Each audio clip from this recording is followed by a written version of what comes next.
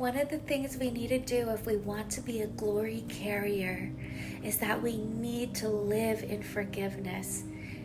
I'm not saying only us being forgiven. I'm saying we need to forgive as well.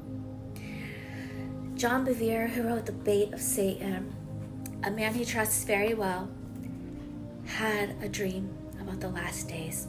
And he saw the army of Satan. As the army got closer, he saw that demons were not riding on the backs of horses. They were riding on the backs of offended Christians. And Christians who would not forgive, sent out to do the enemy's will, thinking they were doing God's will. If you still have to forgive, or if you're living in offense, this is a very good book to read. Some of us are living in offense and we don't even realize it. So ask God, is there something you see that I don't see, God? Because here's the thing, His glory can't get in if we're blocking it off with unforgiveness or offense. Matthew 24:10, and then many will be offended, will betray one another, and will hate one another. Did you know that the Greek word for offense means trap? I'm gonna do this video about being a glory carrier and dying to self, which basically means giving your life to God to use at His disposal how He will. And that was actually, when you die to self, it's not a sad thing. It's not a sad death.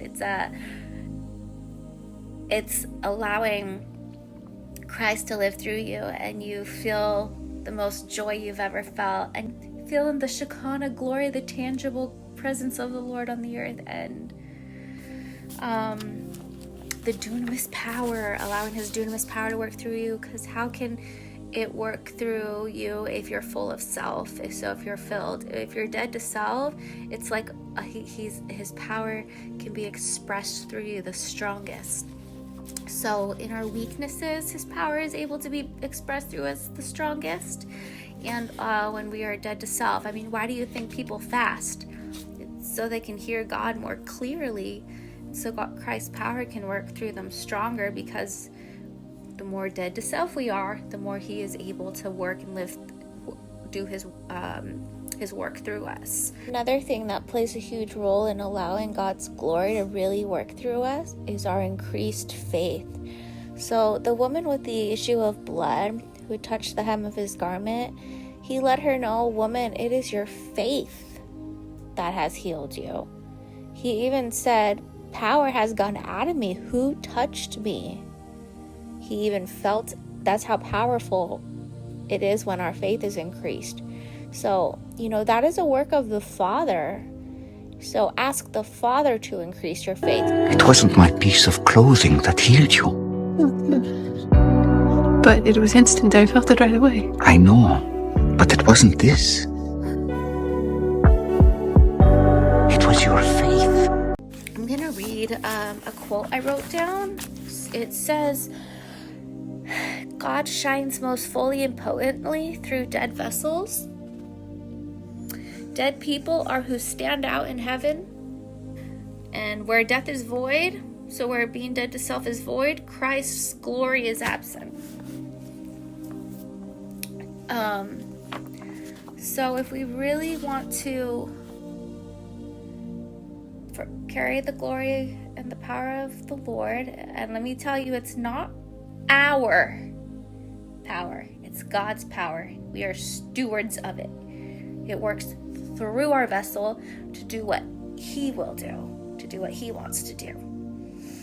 And so dying to self on a daily basis is very important. How many times do we think about, ourself or what we want? How many times do we ask God what He wants and what He wants us to do?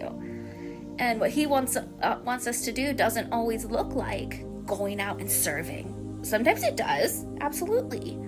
But sometimes you're in a season where it looks like spending a lot of one-on-one time with God, with the Lord, and just getting in your word and getting close to Him. Relationship first, and then everything else follows. In Acts 4:13, the people could tell these men had been with Jesus.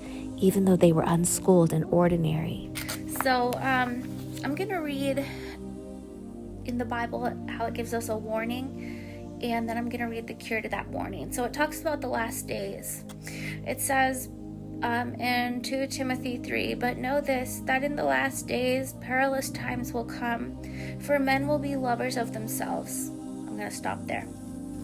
And then it says, "Lovers of money, boasters, proud, blasphemers, disobedient to parents, unthankful, unholy, unloving, unforgiving, slanderers," the list goes on.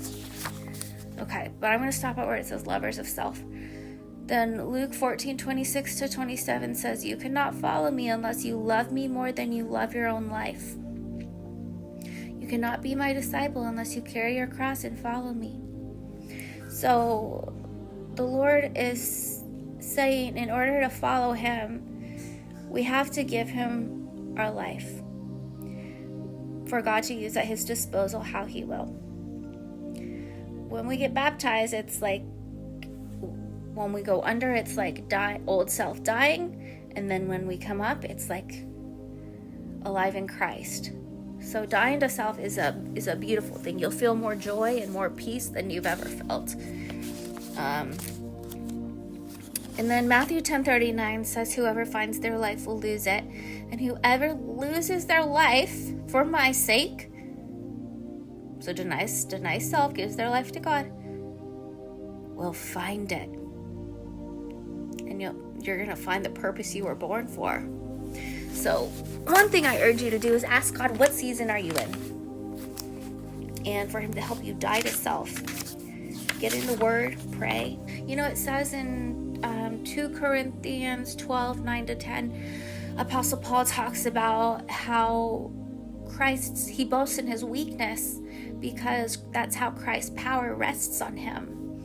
Apostle Paul prayed a few times to God to take away his thorn, his weakness.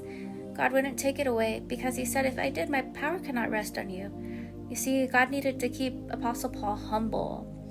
Apostle Paul was seeing all kinds of visions and everything, and some people ask, well, what was his thorn? And the Bible doesn't specifically tell us, but scholars think it could have been his eyesight, because when he was Saul killing Christians, and then he rode his horse and Jesus knocked him off the horse with his bright light, he became blind for 3 days, right? And then he became Paul, who then wrote most of the letters in the New Testament to the churches.